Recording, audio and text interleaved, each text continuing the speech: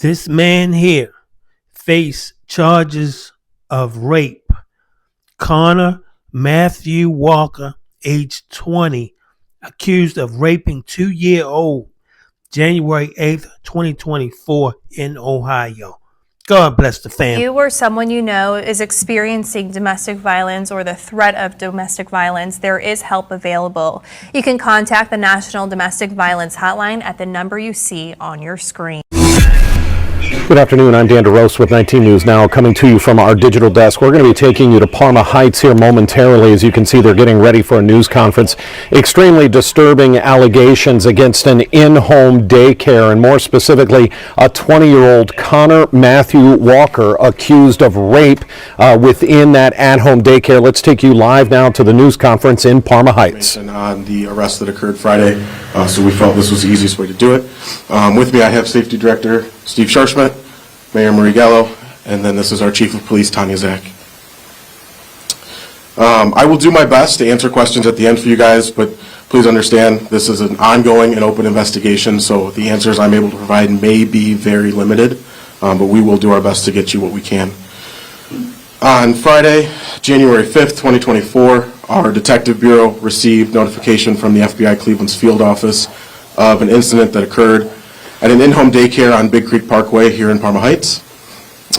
In working with them, we ended up making an arrest later that afternoon of Connor Walker. He is a 20-year-old male who has an address in Rocky River. He is accused of sexually assaulting a 2-year-old victim at that residence. The daycare facility on Big Creek is a licensed facility, and he lived part-time at that residence where the daycare was held during the day. Based on our investigation to this point, it appears the daycare operator had no knowledge of what was going on, and they have been cooperating with us and working through all of this. On January 8th, he was arraigned, Mr. Walker was arraigned in Parma Municipal Court on 1 count of rape and 3 counts of gross sexual imposition. He was issued a $500,000 cash bond. His case was bound over to the Cuyahoga County Common Pleas Court, where it will be presented to the grand jury at a later date. That bond did remain with him. That $500,000 bond remained the same. And as of a little earlier this afternoon, he is still in custody down in Cuyahoga County. The Parma Heights Police Department has worked since Friday afternoon when we got this information. Through the weekend, we've devoted resources to it. We have people who are still working on it now, and it will continue to be worked on until we have sifted through all the evidence that's been found. At this point, we've identified 1 victim. Obviously, in these investigations, there's always the potential for other victims, but as of right now, we've identified that 1. We have reached out to all the families that we were made aware that attended that daycare, and detectives have spoken with those families. If throughout the course of our investigation we find other victims, we will reach out to them and speak with them and handle the prosecution for them on their end. I believe that's all we have at this point. If you guys have any questions, we will open it up. But again, I want to tell you guys right off the bat, it is an open investigation. I will do my best to answer them, but there's some things I can and can't share. You said the daycare owner had no knowledge, but is she culpable since it's her daycare and a child was allowed to sleep overnight?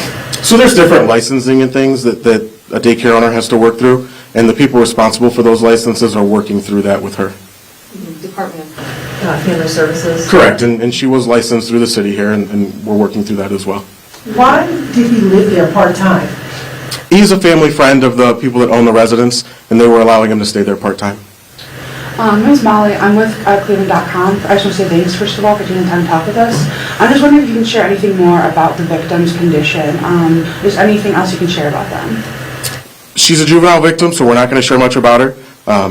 We've spoken with Mom and Dad, and we're making sure that she gets whatever resources she needs. We're happy to facilitate any of that for them. Was she taken to a hospital or anything, or anything like that? That's stuff that I can't share with you.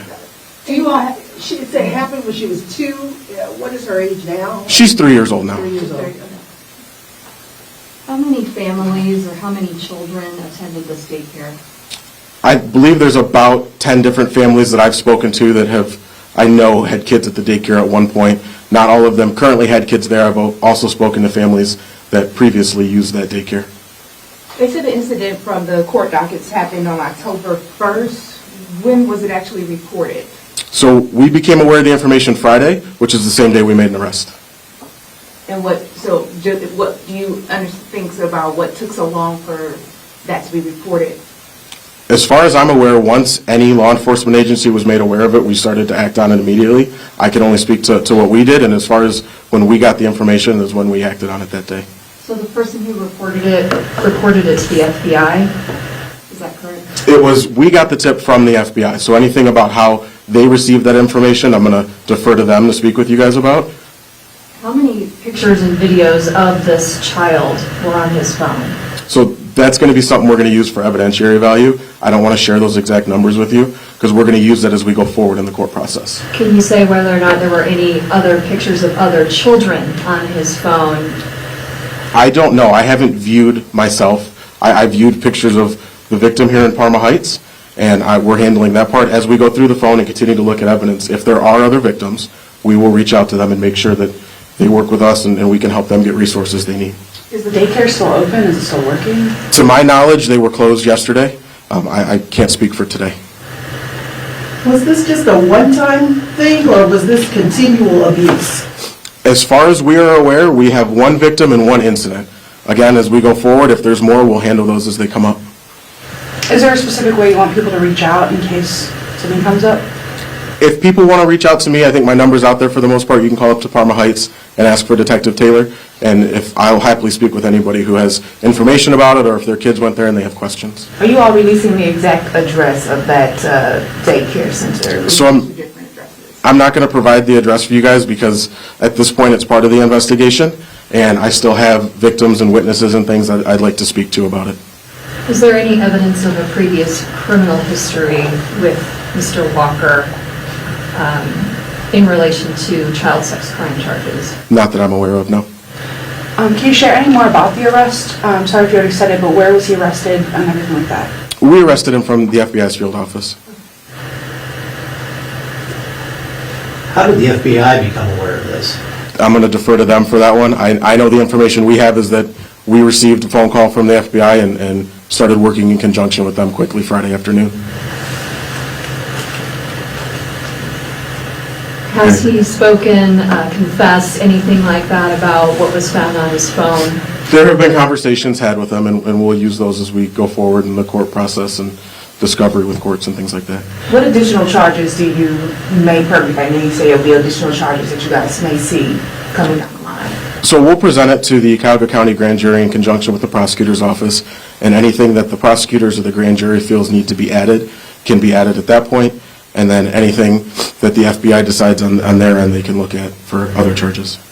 Do the people who operate the daycare, do they own any other businesses or daycares in the area? Not to my knowledge, but I can't tell you for a fact yes or no. Is there evidence that he shared any of these photos or videos with anyone else from his cell phone or from his computer? Not that I'm aware of. Again, and like I said, it's pretty limited at this point to what I can share. I'm aware of the one incident that occurred here in Parma Heights, which is what we began to investigate on Friday, and moving forward from there, if other things pop up, as we come across them, we will handle them, and if we can, we'll let you guys know. How long has the victim been attending that daycare? You know, off the top of my head, I'm not sure. Can you tell us how horrific is this? I mean, our viewers and the public are just disturbed. It is disturbing, and it's a horrific event that we wish we could stop from ever happening anywhere. Kids are something that we want to make sure we protect.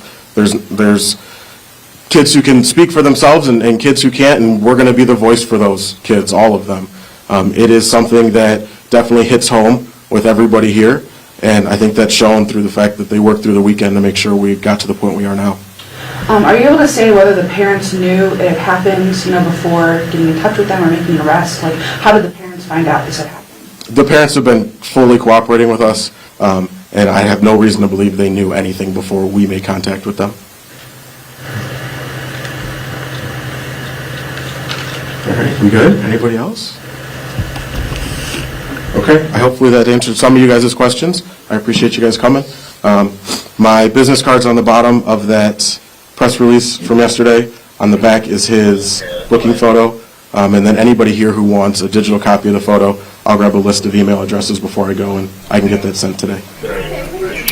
Dan DeRose with 19 News. Just want to make sure there's no further questions as they do wrap up here. You're seeing on your screen a picture of the alleged suspect here that's been taken into custody. He's been arraigned and is being held in the Cuyahoga County Court on a $500,000 bond. This is 20-year-old Connor Matthew Walker. He was living in the home of this in-home daycare on a part-time basis where, as you heard the detective say, he's a family friend that was allowed to stay in the house part-time. And I think the detective did a very good job of explaining what he could here. Parma Heights Police Department was initially called Friday by the FBI. He was asked, well, how did the FBI find out about this? And that's a very legitimate question. Was it the daycare owner? Did the daycare owner call the FBI? It doesn't sound like the family of the 2-year-old called the FBI, but somehow the FBI got involved in this. The detective with Parma Heights saying, hey, that's on the FBI to release how they were notified. Again, really good work there by that detective with Parma Heights. Giving us what information he can. The disturbing facts of this, it appears that there were pictures, at least pictures, if not video. We're going to stick with pictures right now of this alleged attack on the 2-year-old little girl on the suspect's, the defendant's phone, and that is why he is now facing 1 count of rape. That's a felony in the first degree, and 3 counts of gross sexual imposition, a felony of the 3rd degree. It has been bonded over. A Cuyahoga County grand jury will be reviewing this, seeing if there are additional charges facing this young man. Just 20 years of age, accused now of rape of a 2-year-old little girl at an in-home Parma daycare. It appears that child was staying overnight. And that's potentially when this just horrific allegation took place. Not giving out the name of the daycare. You heard the detective say there are still other witnesses and family members, families that they want to talk to. As you can imagine, families would be quick to clam up, not give information as soon as this gets out. So again, the detective doing a nice job there. As you heard, our senior New Yorker was in that news conference. She will have an update on this.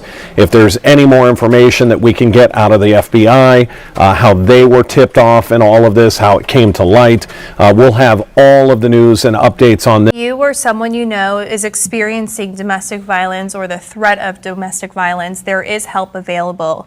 You can contact the National Domestic Violence Hotline at the number you see on your screen.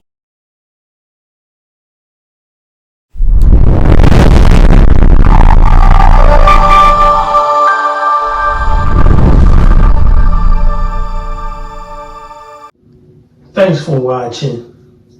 We appreciate you.